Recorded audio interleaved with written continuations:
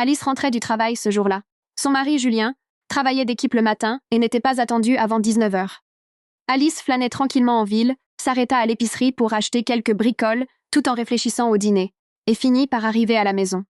Prenant son temps, elle rangea les courses, se changea pour des vêtements confortables et commença à préparer le repas. Peu après, Julien franchit la porte. Il était de super humeur, racontant joyeusement des anecdotes sur sa journée dans sa boîte d'informatique et plaisantant sur ses collègues. Alice et Julien étaient mariés depuis 7 ans. Ils s'étaient unis alors qu'ils étaient déjà des adultes bien établis. Elle avait 25 ans et lui 28, et tous deux avaient déjà des carrières solides à l'époque. Alice travaillait comme infirmière diplômée d'État, Heidi, dans une clinique privée, et Julien comme ingénieur logiciel. Ils vivaient dans un joli pavillon en banlieue avec 2 chambres, qu'ils avaient réussi à acheter en grande partie parce qu'Alice avait vendu son appartement en centre-ville pour payer l'apport. Mais malgré leur vie stable, ils n'avaient pas d'enfants. Pendant le dîner, ils échangèrent les nouvelles du jour. Alice mourait d'envie d'aborder un sujet. Mais elle n'arrivait pas tout à fait à trouver le courage. Elle avait tenté d'entamer cette conversation pesante et difficile des années auparavant, mais cela s'était soldé par un mur de frustration. À présent, plusieurs années s'étaient écoulées. Alice prit une profonde inspiration et finit par prendre la parole. « Julien, écoute. La clinique propose en ce moment des réductions vraiment intéressantes pour le personnel sur des bilans de santé complets et des dépistages. C'est super. Tu devrais te faire examiner.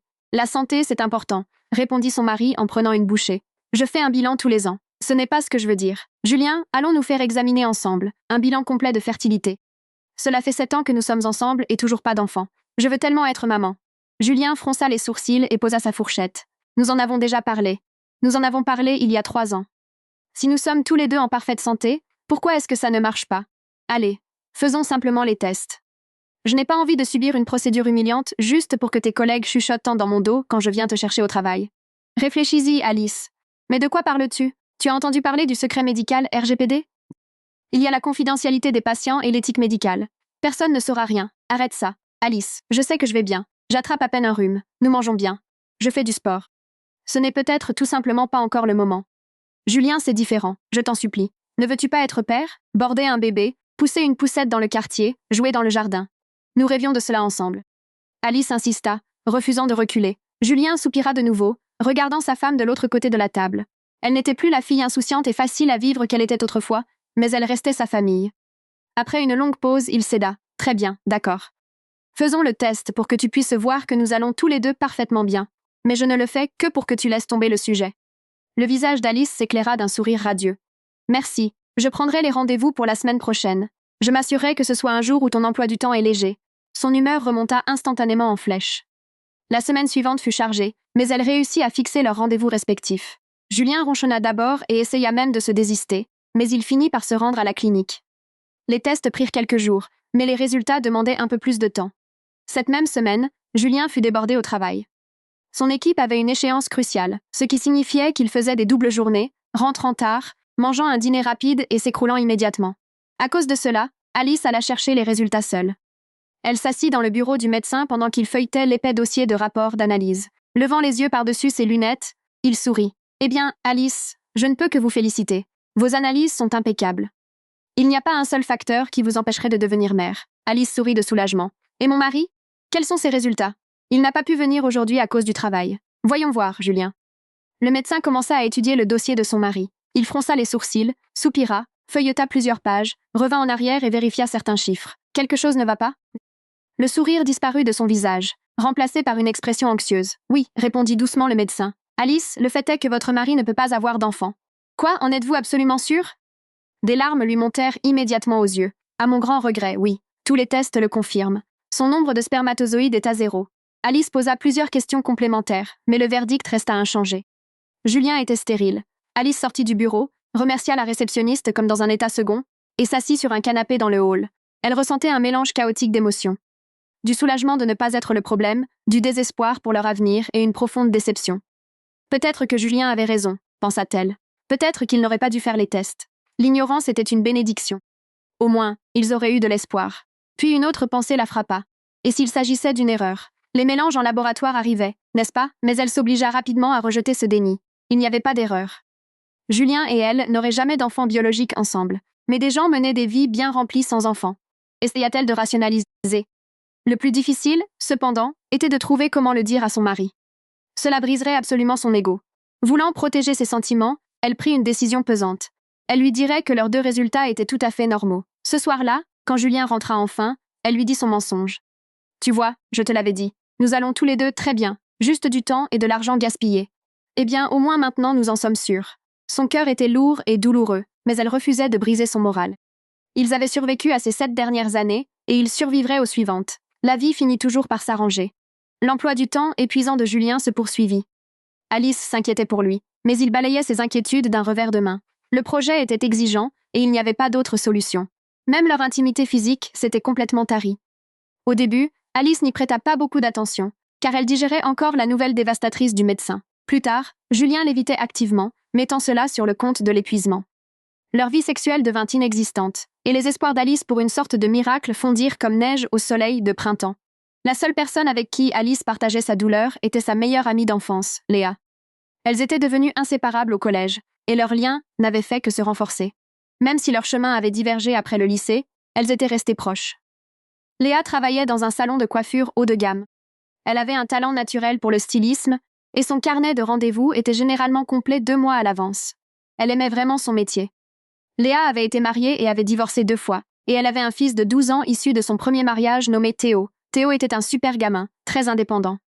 Les deux amies ne se voyaient plus aussi souvent que lorsqu'elles avaient 20 ans, mais elles trouvaient toujours du temps. Un soir, Léa entraîna Alice prendre un verre dans un bar à vin branché. Elles discutèrent de leur vie, Léa racontant sa dernière romance et les tournois de football de Théo. Alice se contentait d'écouter et de soupirer. « Alice, pourquoi es-tu si abattue? Allez, accouche, tu es mon pilier de stabilité. Si quelque chose ne va pas dans ta vie, je ne peux pas rester là à te regarder être malheureuse. Oh Léa, ne demande pas. La maison va bien. Le travail est stable. Alors qu'est-ce que c'est? Tu sais à quel point je veux un bébé? Et ça n'arrive tout simplement pas. Alors Julien et moi avons fait des tests et Alice hésita. Léa était sa meilleure amie, mais la fierté de Julien était en jeu. Julien a quelques problèmes. Et cela rend très peu probable le fait que je puisse tomber enceinte. Elle gardait secret le fait qu'il y avait 0 chance. Est-ce que tu es en bonne santé? Oui, aucun problème de mon côté. Eh bien, c'est le plus important. Est-ce que son problème peut être soigné? Oui, mais cela prend très longtemps. Alice mentait, en soupirant lourdement. Alice, ne baisse pas les bras. Vous êtes encore jeunes tous les deux. Ça arrivera. Peut-être que tu as juste besoin d'arrêter de stresser et de lâcher prise. Peut-être. Mais mon espoir s'amenuise un peu plus chaque mois. Léa fit de son mieux pour diriger la conversation vers des sujets plus légers, se remémorant des bêtises du lycée. La soirée se termina sur une note positive, et l'humeur d'Alice remonta vraiment. Elle décida qu'elle allait rentrer chez elle, instaurer une atmosphère romantique et essayer de renouer avec son mari. Julien est effectivement rentré à l'heure ce soir-là. Il a semblé agréablement surpris par les bougies et l'humeur enjouée de sa femme. Pour la première fois depuis des mois, ils se sont abandonnés à la passion, et c'était comme s'ils étaient de nouveau en lune de miel. Pendant un court instant, Alice a vraiment senti qu'elle pouvait évacuer tout ce stress. 3 semaines plus tard, Léa a appelé et a insisté pour qu'elle se voie. « Écoute, Alice. J'ai une idée folle, mais promets-moi de ne pas me tuer », a commencé Léa, les yeux brillants d'un mélange d'excitation et de prudence. « Je n'ai aucune idée de ce dont tu parles », a répondu Alice en la regardant avec méfiance. « Est-ce que Julien est au courant pour son problème ?» a soudainement demandé Léa. « Non », a répondu Alice tout bas. « Alice, et si tu tombais simplement enceinte de quelqu'un d'autre ?» a lâché Léa. « Quoi ?» Alice a eu le souffle coupé, horrifiée. « Écoute-moi. Ne rejette pas l'idée tout de suite. Je peux t'aider à trouver un type fiable et discret, » a continué Léa. Alice l'a coupé. « Tu es folle? Comment peux-tu imaginer une chose pareille? Je préférerais faire une FIV. » « Tu pourrais faire une FIV, mais est-ce que Julien accepterait? Ou un don de sperme? Tu sais combien ça coûte, un donneur en clinique? Est-ce qu'il signerait un jour pour ça? » Léa l'a mitraillée de questions. Alice connaissait la réponse. Julien n'accepterait absolument jamais un don de sperme. Dans leur mariage, elle était la seule à désirer désespérément un enfant. Non, bien sûr que non, a-t-elle admis, la voix pleine de désespoir. Mais Léa, comment pourrais-je tromper mon mari? Tu as perdu la tête? Ne vois pas ça comme une trahison. Vois ça comme une transaction biologique, un moyen d'arriver à tes fins. C'est tout, a dit Léa calmement. Non, je ne pourrais pas. Je n'arrive même pas à le concevoir. Réfléchis-y, c'est tout. Je pourrais tout organiser parfaitement. Personne ne le saura jamais, a insisté Léa. Malgré les arguments de Léa, Alice n'avait aucune intention d'être infidèle. Pourtant, ce désir viscéral d'enfant restait ancré au plus profond de son esprit. Peu de temps après, Julien a annoncé une nouvelle choc. On l'envoyait en voyage d'affaires pour une longue période. « Qu'est-ce que tu veux dire ?» a demandé Alice, confuse. « Tu ne pars jamais en voyage d'affaires. Pourquoi maintenant ?» L'entreprise a ouvert une nouvelle branche à Lyon. Ils ont besoin de moi là-bas pour mettre en place l'infrastructure réseau. Ça ne m'enchante pas non plus. « Mais qu'est-ce que je peux faire ?» a dit Julien en haussant les épaules, impuissant. Alice s'est effondrée. « Quand pars-tu? Mais ne sois pas triste. »« Ce n'est que pour un mois ?» a-t-il répondu. « Un mois entier. s'est-elle exclamée. Il n'y a personne d'autre qu'ils peuvent envoyer? Alice. C'est déjà décidé. Ne sois pas fâchée, le temps va passer vite. Tu ne t'en rendras même pas compte, a dit Julien en la prenant dans ses bras pour la réconforter. Alice s'est surprise elle-même. En entendant parler de cette absence d'un mois, la proposition folle de Léa a soudainement résonné dans son esprit. Elle se sentait dégoûtée d'elle-même rien que d'envisager cette pensée et essayait de la chasser. Mais les mots du médecin tournaient en boucle dans sa tête. 0 spermatozoïde. Stérile. Elle ne voulait pas y penser, mais ses pensées intrusives étaient implacables. Alice a accompagné Julien à l'aéroport.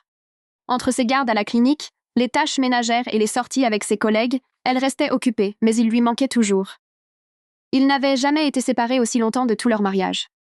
Après quelques soirées de solitude, elle a invité Léa. Léa était toujours prête pour une rencontre improvisée. Armée de quelques bouteilles de pinot noir, d'un plateau de fromage coûteux et de fruits frais, Léa est arrivée un vendredi soir. Après quelques verres de vin, la conversation est inévitablement revenue sur le sujet. « Écoute, Alice, l'univers t'offre littéralement un alibi. Fais-le, c'est tout. Je m'occupe du gars », a insisté Léa. « Laisse tomber », a répondu Alice, bien que sa voix manque de conviction. « Je vois comment tu regardes les femmes qui poussent des poussettes, Alice. Je sais que tu n'abandonneras jamais ce rêve. » « Que je l'abandonne ou non n'a pas d'importance, » a lâché Alice, le vin lui déliant la langue. « Je dois juste l'accepter. Mon mari ne peut pas avoir d'enfant. Point final. » Puis elle s'est figée, réalisant qu'elle en avait trop dit. Léa la regardait intensément. « Attends, il ne peut pas avoir d'enfant du tout? Est-ce qu'il le sait? » « Non, il ne sait rien. Je suis allée chercher les résultats. Il ne pouvait pas y aller, et je n'ai tout simplement pas pu lui briser le cœur, » a avoué Alice en éclatant en sanglots. « Oh, ma puce, arrête de pleurer. C'est en fait mieux qu'il ne sache pas. Tu as bien fait, » a dit Léa pour la rassurer. « Mais écoute, c'est ta chance. Fais-le pour le bébé. J'ai un ami. Il est tout à fait d'accord. Il a déjà 2 enfants en bonne santé, et il veut juste un arrangement sans aucune attache. Comment ça se passerait, concrètement ?» a demandé Alice, sa résolution s'effritant. Simple. Tu réserves un appartement sur Airbnb à Fontainebleau. Vous vous retrouvez. Il fait ce qu'il y a à faire. Vous reprenez chacun votre route et vous ne vous reparlez plus jamais. Julien rentre à la maison. Quelques semaines plus tard, tu lui annonces la nouvelle miracle. Et voilà. C'est sans faille, a expliqué Léa. Je ne sais pas, a gémi Alice tout bas. Mais Léa a continué de faire pression en douceur. Une semaine plus tard, Léa avait tout organisé. Le gars s'appelait Christophe. Il était beau, poli et d'une conversation étonnamment agréable. Ils se sont rencontrés pour un café dans un quartier éloigné des endroits habituels d'Alice. Tous deux savaient exactement pourquoi ils étaient là. Christophe n'a posé aucune question personnelle indiscrète. Ils ont juste discuté poliment. Alice a suivi son cycle d'ovulation et a convenu d'une nuit avec lui. Elle a loué un appartement discret à Fontainebleau. Par sécurité, ils ont voyagé séparément. Léa a joyeusement accepté d'être son alibi en béton. Le jour J est arrivé. Pendant sa pause déjeuner, Alice a appelé Julien comme d'habitude. Il était pressé et distrait, comme il l'avait été ces derniers temps. L'appel a donc été bref. Après son service, elle a pris son sac de voyage, un Uber jusqu'à la gare et a pris le train pour Fontainebleau. Christophe a conduit sa propre voiture et est venu la chercher à la gare locale. Ils sont allés ensemble à la location. L'hôte avait laissé les clés dans une boîte à code. Alice est montée tandis que Christophe a proposé d'aller faire quelques courses à l'épicerie du coin pour les provisions. Il est revenu peu de temps après, déballant joyeusement du raisin, des chocolats fins et une bouteille de vin de Bordeaux de qualité supérieure. Alice essayait de refouler sa culpabilité, mais elle se sentait incroyablement raide et mal à l'aise. Le vin fera du bien, a-t-elle pensé. Ça m'aidera à me détendre. Le soir est tombé. Christophe a versé le vin pendant qu'Alice disposait les amuse-gueules. Ils ont bu et discuté, la conversation devenant peu à peu plus intime. Finalement, il s'est approché, l'a attirée vers lui et l'a embrassée avec passion. Ce fut comme si Alice avait été frappée par la foudre. Un frisson glacial lui a parcouru l'échine et une sirène d'alarme a retenti dans sa tête. « Qu'est-ce que je suis en train de faire, bordel ?» Les mains de Christophe ont commencé à se balader, mais Alice l'a repoussé violemment. « Non, arrête. » Il s'est figé, la regardant avec confusion. Elle avait l'air totalement terrifiée. Pensant que c'était juste de la nervosité, il a tenté de s'approcher à nouveau, essayant de déboutonner son chemisier. « Non, non, ne me touche pas. » Alice a écarté ses mains et a reculé précipitamment. « Qu'est-ce qui ne va pas ?» a demandé l'homme, déconcerté. « Rien ne va pas. Je ne peux pas faire ça. »« Je suis tellement désolée, » a-t-elle bafouillé. Elle a attrapé frénétiquement son trench, a enfilé ses chaussures, a saisi son sac à main et s'est précipitée dehors. Christophe n'a même pas eu le temps de réaliser ce qui se passait ou de lui proposer de la raccompagner. Alice a pratiquement couru dans les rues inconnues de Fontainebleau. Après quelques pâtés de maison, l'obscurité et le froid se sont installés. Elle a sorti son téléphone et a cherché l'hôtel le plus proche. Il y avait un Marriott convenable à 5 km, elle a donc commandé un Uber. Une fois dans sa chambre, elle s'est déshabillée et s'est glissée sous une douche brûlante. Soudain, des tremblements violents ont envahi son corps et elle a sombré dans une véritable crise de panique. Elle sanglotait de manière incontrôlable, l'eau chaude emportant ses larmes, mais le poids écrasant de sa honte ne la quittait pas. Elle se sentait sale, se frottant comme pour effacer le déshonneur pur de ce qu'elle avait failli faire. Elle est restée sous la douche pendant près d'1 heure, avant de s'envelopper dans une serviette et de s'effondrer sur le lit de l'hôtel, totalement épuisée. Finalement, elle a sombré dans un sommeil agité et peuplé de cauchemars. Le réveil a été tout aussi pesant, mais elle devait libérer la chambre à midi et rentrer chez elle. Après une autre douche, elle se sentait un peu plus sereine. Elle s'est habillée, s'est coiffée et s'est assise sur le lit pour vérifier les horaires des trains. En prenant son téléphone, elle a vu 20 appels manqués et 10 messages frénétiques de Léa.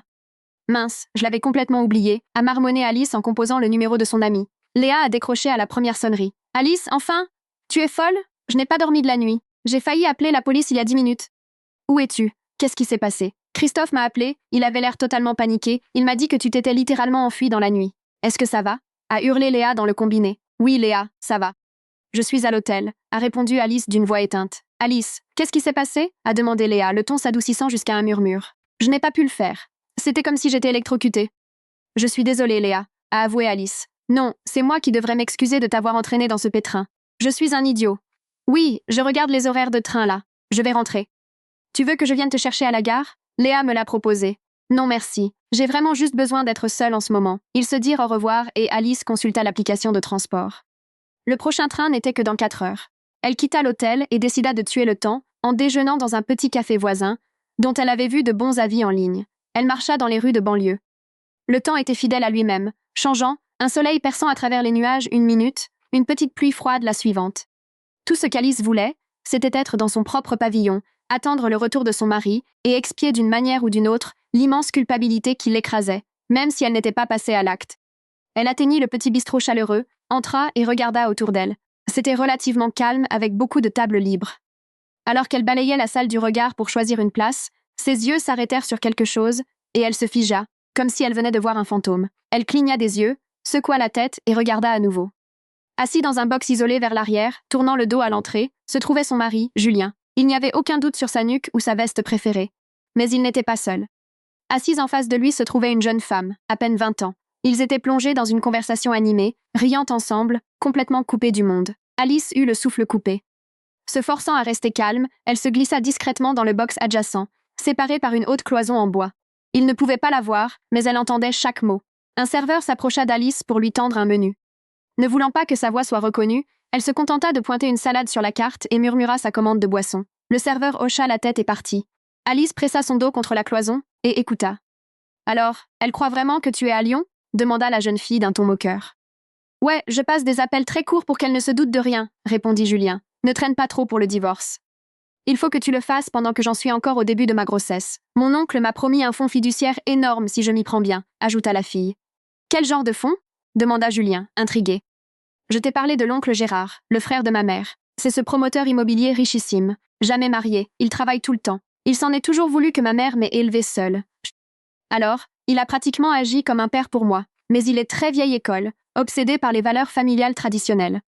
Il pense que les femmes doivent être pures avant le mariage, pas d'enfants hors mariage, pas d'infidélité, tout ce truc de boomer, expliqua la fille d'une voix un peu géniarde.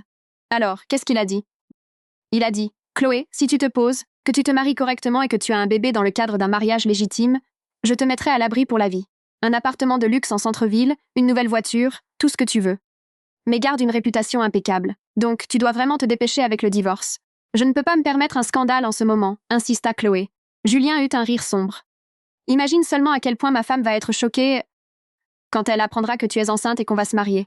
Elle m'a littéralement traînée dans une clinique de fertilité pour voir si je pouvais avoir des enfants.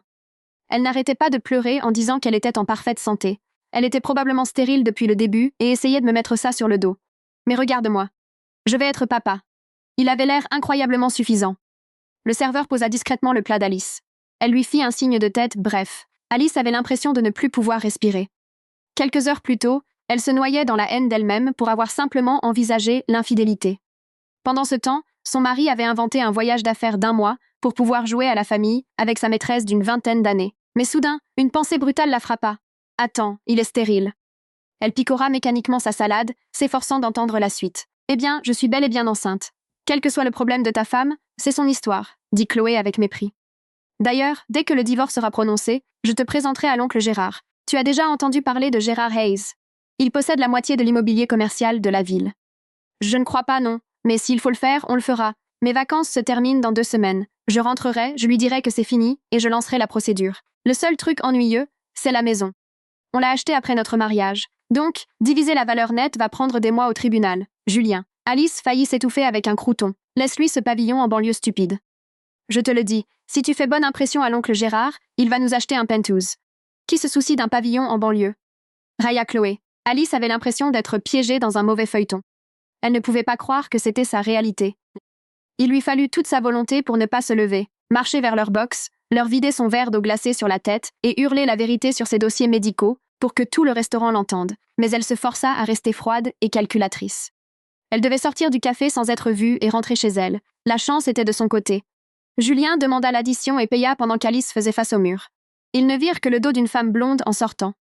Ils ne la reconnurent pas du tout. Peu après, Alice se dirigea vers la gare. Son esprit vacillait, mais la culpabilité avait totalement disparu. Comment avait-elle pu être si aveugle? Elle l'avait aimé si intensément, avait protégé son ego, sacrifié sa propre tranquillité d'esprit pour qu'il ne se sente pas moins homme. Et en retour, ses heures supplémentaires et son voyage d'affaires n'étaient qu'une couverture élaborée pour son infidélité. Elle prit le train pour rentrer en ville, comme dans un état second. Une fois la porte d'entrée franchie, elle s'effondra sur le canapé. Elle était si épuisée physiquement et émotionnellement qu'elle n'avait même pas la force de pleurer. Elle ne savait pas quelle serait sa prochaine étape. Il était censé revenir dans 2 semaines et demander le divorce, mais les choses ne se passèrent pas comme il l'avait prévu. Julien revint 1 semaine plus tôt. Alice rentrait tout juste d'une longue garde à la clinique. À ce stade, elle avait répété 100 façons différentes dont cette conversation pourrait se dérouler, mais cela la prit quand même au dépourvu. Elle entra dans la maison et vit immédiatement ses chaussures dans l'entrée. Son cœur cogna douloureusement. Elle enleva calmement son manteau, apporta son sac de déjeuner à la cuisine et jeta un coup d'œil dans le salon. « Déjà de retour ?» demanda-t-elle d'une voix glaciale et indifférente. « Alice, il faut qu'on parle », commença Julien en se levant. « S'il te plaît, évitons de faire une scène. Des choses arrivent dans la vie. J'ai trouvé quelqu'un d'autre. » Alice le regarda fixement. Pas un seul muscle de son visage ne tressaillit. « Tu n'as pas encore fait tes valises ?» demanda-t-elle platement. « Mes valises ? Alice, écoute-moi. Ne sois pas hystérique. C'est comme ça. Je veux être heureux, et j'ai trouvé mon bonheur, bafouilla-t-il, essayant de paraître noble. Super, je suis contente pour toi, répondit-elle en se tournant pour aller vers la chambre. Tu vois, enfin, elle est plus jeune que toi et plus jolie. Nous avons cette passion incroyable, mais plus important encore, elle va me donner un enfant. Tu n'as pas pu m'en donner, mais elle le peut. Elle est déjà enceinte. Je demande le divorce demain, et nous allons nous marier, se vanta Julien, essayant clairement de la blesser. Julien, j'ai compris. Tu peux juste prendre tes affaires et partir. Alice était déjà épuisée par son sens du spectacle. Va être heureux. Au moins, je sais que je suis un vrai homme. Tu n'as pas réussi à tomber enceinte pendant toutes ces années, tu dois donc être complètement stérile. Je ne sais pas comment tu vas vivre avec ça. Il eut un rictus méprisant. Qu'est-ce que tu essaies d'accomplir exactement, Julien? Tu veux un Oscar pour cette performance. Prends tes valises et pars. Alice répliqua. Oh, et au fait, je suis d'humeur généreuse, donc je vais pas te forcer à vendre le pavillon en banlieue pour m'en donner la moitié, annonça-t-il magnanimement. La moitié? C'est hilarant, Julien. La vente de mon appartement a payé la totalité de l'apport, et nous avons partagé le prêt à parts égales depuis lors. Juridiquement, tu aurais de la chance de repartir avec un quart. Et encore, c'est généreux. Épargne-moi ton numéro de chevalier blanc, sourit-elle avec mépris. Julien se renfrogna, l'ego froissé, et finit par aller dans la chambre pour fourrer ses vêtements dans ses sacs de voyage. Alice s'assit à l'îlot de la cuisine, buvant un verre d'eau. Elle voulait juste qu'il sorte de sa maison. Elle avait 1 million de choses venimeuses qu'elle voulait dire. Mais voyant à quel point il se comportait de manière pathétique et arrogante, elle décida qu'il n'en valait pas la peine. Il avait montré son vrai visage. Et honnêtement, elle était soulagée de sortir les poubelles pendant qu'elle avait encore le temps de reconstruire sa vie. Julien partit, jetant sa clé de maison sur la console de l'entrée dans un fracas dramatique. Il hurla quelque chose en sortant, mais Alice ne prit pas la peine d'écouter ou de le raccompagner jusqu'à la porte. Elle poussa un immense soupir de soulagement. Ça faisait mal, bien sûr. La trahison était cuisante, mais cette finalité était libératrice. Julien se rendit directement chez sa maîtresse enceinte. Chloé l'attendait dans son appartement. « Alors, la sorcière t'a enfin lâché ?» demanda-t-elle avec un sourire narquois. « Ouais, quel choix avait-elle? 7 ans, et elle n'a même pas été capable de me donner un enfant. » Se moqua Julien. « Quand tu déposeras les papiers demain, assure-toi de demander une procédure accélérée. Nous devons aller à la mairie le plus vite possible. Mon oncle Gérard suit ma vie de plus près que ma propre mère, lui rappela Chloé avec nervosité. Ne t'inquiète pas, ma puce. On va régler ça rapidement, promit-il. Chloé avait 21 ans. Sa mère, Diane, l'avait élevée seule après la mort de son père dans un accident de voiture alors que Chloé n'avait que 3 ans. Cela avait été une lutte brutale. Diane enchaînait les doubles services pour essayer de joindre les deux bouts tout en élevant une petite fille.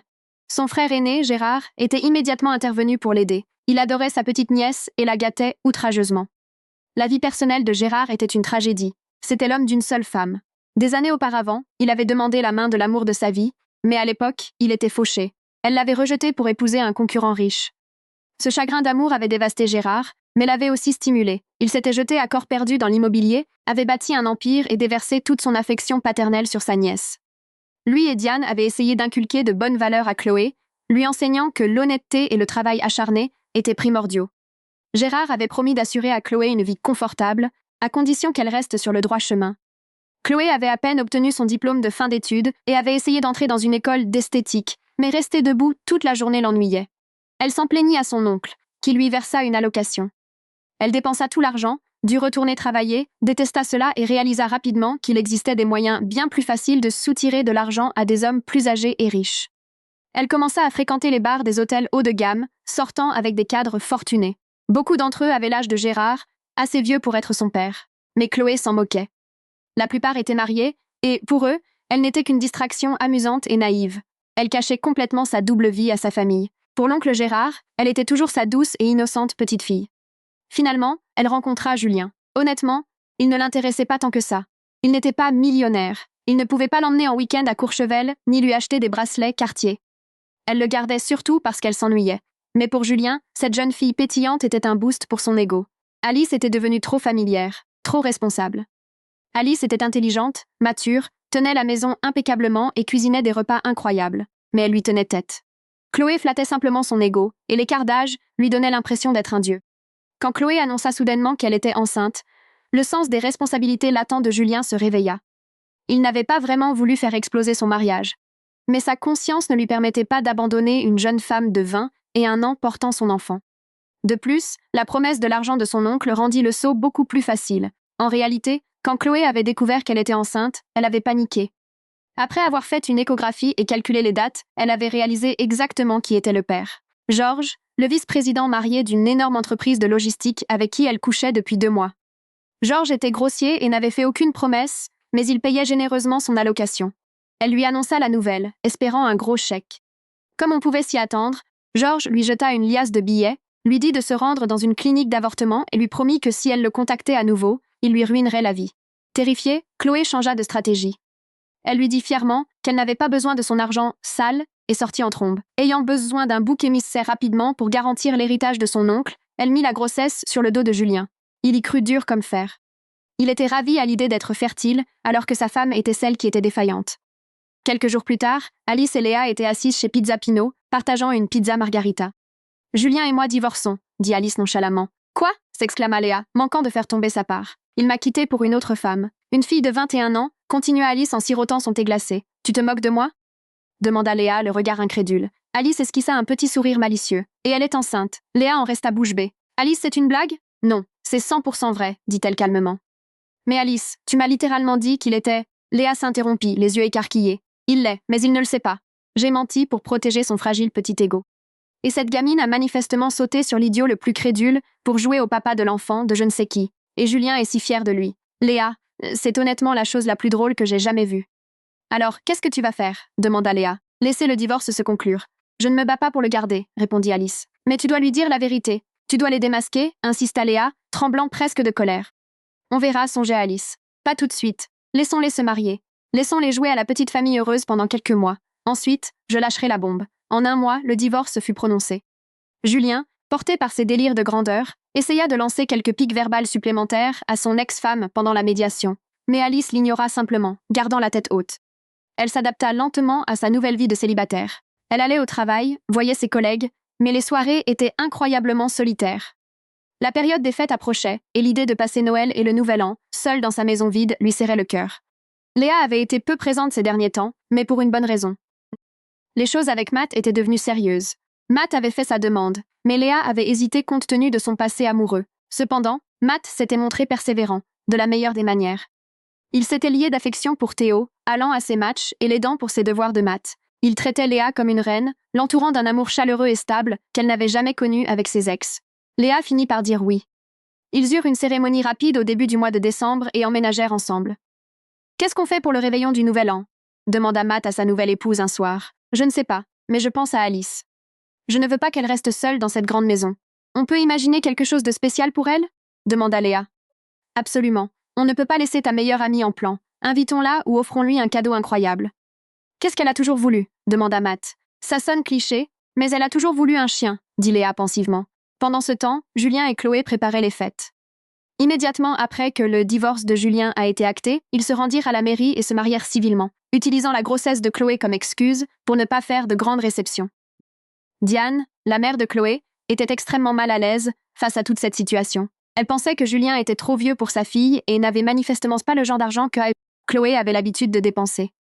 De plus, elle détestait que Chloé continue de manipuler l'oncle Gérard pour financer sa vie. « Chloé, es-tu absolument sûre de vouloir être mariée à cet homme ?» demanda Diane à sa fille quelques jours avant le passage à la mairie. « Maman, arrête d'être dramatique. Un enfant doit naître dans un foyer marié, » rétorqua Chloé. « Un enfant? Chloé, de qui est cet enfant vraiment ?» demanda Diane, les yeux plissés. « Ça n'a pas d'importance, maman. Ce qui compte, c'est que Julien soit le père sur le papier et que l'oncle Gérard va nous acheter une maison comme il l'a promis, » argumenta Chloé. « J'ai un mauvais pressentiment, Chloé. Tu joues un jeu très dangereux, » prévint Diane. « Maman, c'est géré, » balaya Chloé. Le réveillon du Nouvel An arriva. La clinique était fermée pour le long week-end férié. Alice était plongée dans sa dépression saisonnière. C'était la première fois qu'elle fêtait la nouvelle année complètement seule. Elle n'avait aucune envie de cuisiner ou de sortir. Elle commanda une livraison de sushis, regarda quelques films classiques de Noël et passa la nuit sur le canapé. Dehors, elle entendait les pétillements et les claquements des feux d'artifice et les cris de joie des voisins. Alice éteignit simplement la télévision et alla se coucher. Les souvenirs de la vie qu'elle avait construite avec Julien la hantaient, mais surtout, elle pleurait le rêve d'un enfant qu'elle craignait de ne jamais avoir.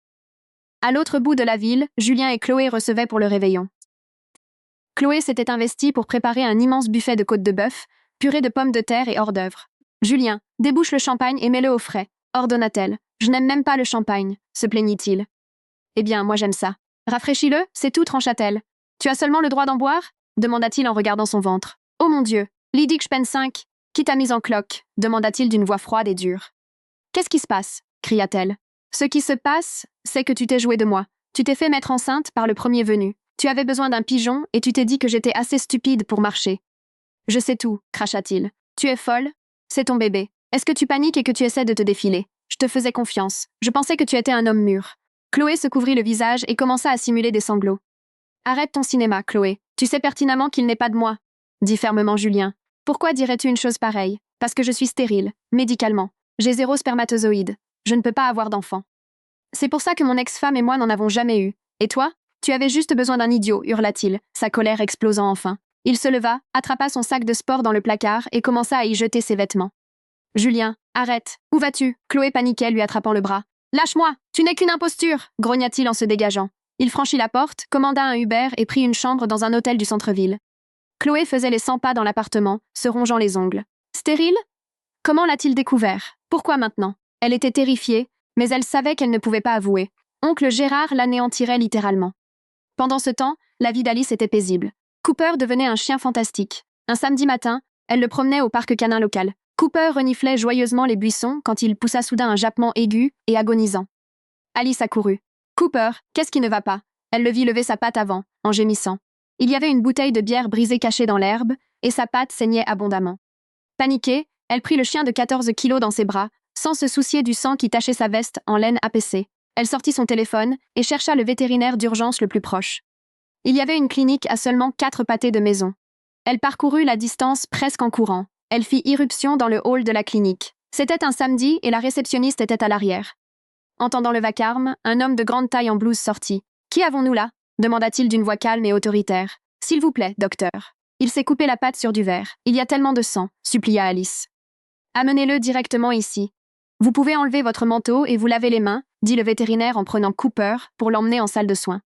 Alice se récura les mains dans les toilettes du hall et se précipita dans la salle d'examen. Cooper regardait autour de lui avec nervosité. « Du verre ?» demanda le vétérinaire. « Oui, dans le parc. »« Je ne l'ai même pas vu avant qu'il ne soit trop tard, » bafouilla-t-elle. « Je vais nettoyer la plaie, vérifier s'il reste des éclats et lui faire des points de suture. Ne vous inquiétez pas, il va s'en sortir parfaitement, » la rassura le docteur. « Merci infiniment, souffla-t-elle. « Comment s'appelle ce brave garçon ?» demanda le docteur, tout en anesthésiant habilement la patte. « Cooper. C'est un bon chien, Cooper. »« Tu es un dur » murmura le vétérinaire. Après avoir soigné Cooper et enveloppé sa patte dans un bandage bleu vif, ils retournèrent à l'accueil. Changer le bandage 2 fois par jour. Je prescris des antibiotiques par précaution, expliqua le docteur.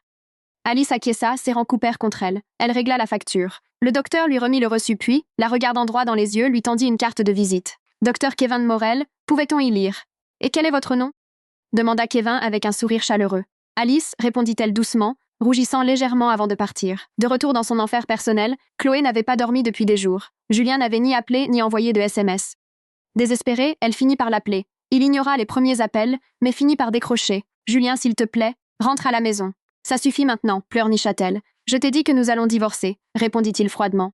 Comment peux-tu croire ton ex-femme aigrie plutôt que moi? Elle est juste jalouse. C'est elle qui est stérile. Et elle a falsifié ses dossiers pour détruire notre famille, mentit Chloé sans sourciller. Julien marqua une pause. Très bien, si tu en es si sûr, nous ferons un test de paternité ADN légal le jour de la naissance du bébé. On verra alors qui est le menteur. Le sang de Chloé ne fit qu'un tour, mais elle devait gagner du temps. Très bien, nous ferons un test. Mais quand il prouvera qu'il est de toi, je ne sais pas comment tu pourras un jour regarder ton fils dans les yeux, manipula-t-elle. Julien fut déconcerté par son assurance. Est-ce qu'Alice avait réellement falsifié les dossiers par dépit? Très bien, je reviens à l'appartement. Chloé poussa un immense soupir de soulagement. Elle avait des mois pour élaborer un plan. Peut-être pourrait-elle soudoyer une infirmière pour échanger le bébé. Peut-être pourrait-elle falsifier les résultats ADN. Elle passa en mode épouse parfaite, préparant des dîners élaborés et jouant les victimes enceintes et dévouées. Alice, quant à elle, avait complètement tourné la page. Lorsqu'elle ramena Cooper chez le docteur Kevin pour son suivi, Kevin déclara que la patte était totalement guérie, puis proposa un vrai rendez-vous à Alice. Elle fut surprise mais accepta joyeusement. Ils se retrouvèrent dans un café chaleureux du centre-ville. Kevin avait 39 ans. Il avait toujours aimé les animaux et avait bâti son cabinet privé à partir de rien. Il avait été marié une fois, dans la vingtaine, mais cela s'était terminé à l'amiable après 5 ans. Il n'avait pas d'enfant, juste un énorme chat-roux paresseux nommé Peanut. Son assistante vétérinaire principale, Hailey, avait autrefois essayé de sortir avec lui, mais Kevin maintenait des limites professionnelles strictes, et ils étaient restés bons amis. Quand Kevin rencontra Alice, le courant passa instantanément. Ils passèrent des heures à discuter, à boire des lattes et à marcher dans la ville. Leurs rendez-vous devinrent réguliers. Aucun des deux ne voulait précipiter les choses, chacun ayant son passé, mais le lien était indéniable. Les mois passèrent. Chloé donna naissance à un petit garçon. Elle le nomma Noah. Julien ressentit une poussée d'affection paternelle, mais le doute le rongeait toujours. 1 mois après la naissance, Julien aborda le sujet. « Chloé, c'est le moment. Nous allons au laboratoire demain. »« Julien, tu es sérieux là ?» hurla-t-elle. « Regarde-le, il te ressemble trait pour trait. Tu m'insultes et tu insultes ton propre fils. S'il est de moi, je me mettrai à genoux et je te supplierai de me pardonner. Mais je fais ce test, exigea Julien. Chloé n'avait pas le choix. Le lendemain, ils se rendirent dans un laboratoire d'analyse. Un technicien fit un prélèvement à l'intérieur de la joue de Julien, puis fit de même avec le petit Noah. Chloé était assise dans un coin, pâle et silencieuse. Pendant les jours qui suivirent, elle ne lui adressa plus la parole, le faisant culpabiliser énormément. 1 semaine plus tard, Julien reçut la notification par courriel. Il se rendit au laboratoire pour récupérer l'enveloppe officielle scellée. Incapable d'attendre, il s'assit dans sa voiture sur le parking et l'ouvrit brusquement. Il ignora la méthodologie médicale et sauta directement à la conclusion. Probabilité de paternité, 0%. Julien fixa le papier, 0. Ce n'était pas son enfant. Alice avait dit la vérité. Chloé était une menteuse sociopathe. Il fonça vers l'appartement de luxe. Il franchit la porte d'entrée en trombe, tremblant de rage. « Comment as-tu pu » rugit-il. « Chut, tu vas réveiller Noah » siffla Chloé. « Espèce de manipulatrice. Tu as essayé de me mettre sur le dos le bâtard d'un inconnu. Qui est le père » hurla Julien, en lui jetant les résultats ADN au visage. « C'est une erreur. Ils ont dû l'échanger à l'hôpital » pleura Chloé, tentant un dernier mensonge désespéré. « J'en ai fini. C'est terminé. Je demande l'annulation du mariage pour fraude dès demain.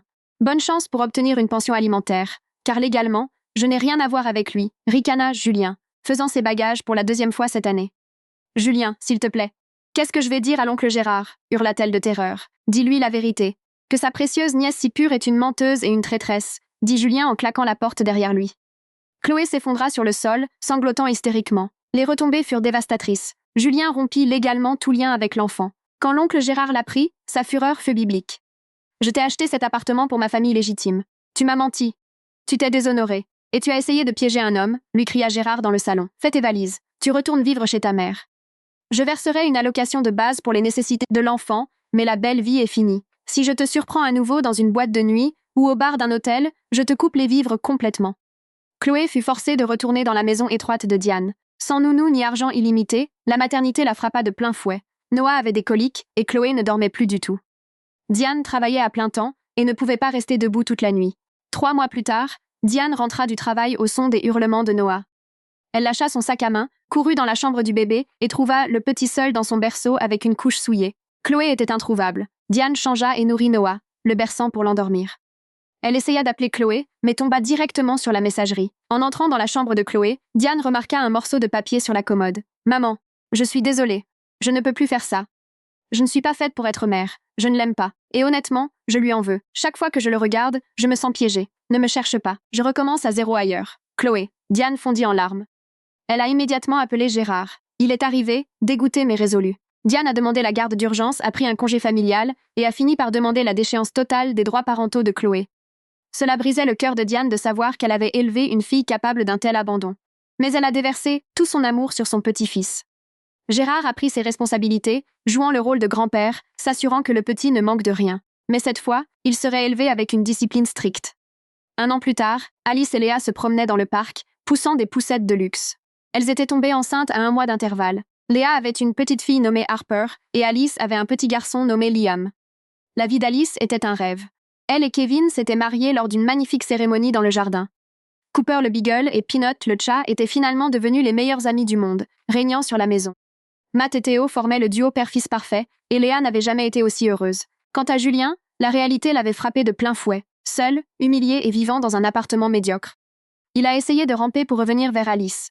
Il l'avait appelée, laissant des messages vocaux pathétiques pour implorer son pardon, prétendant qu'il avait été manipulé et qu'il l'aimait encore. Alice n'a même pas pris la peine de le rappeler. Elle a écouté le message en posant sa tête sur l'épaule de Kevin, a souri, a supprimé le message et a bloqué son numéro définitivement.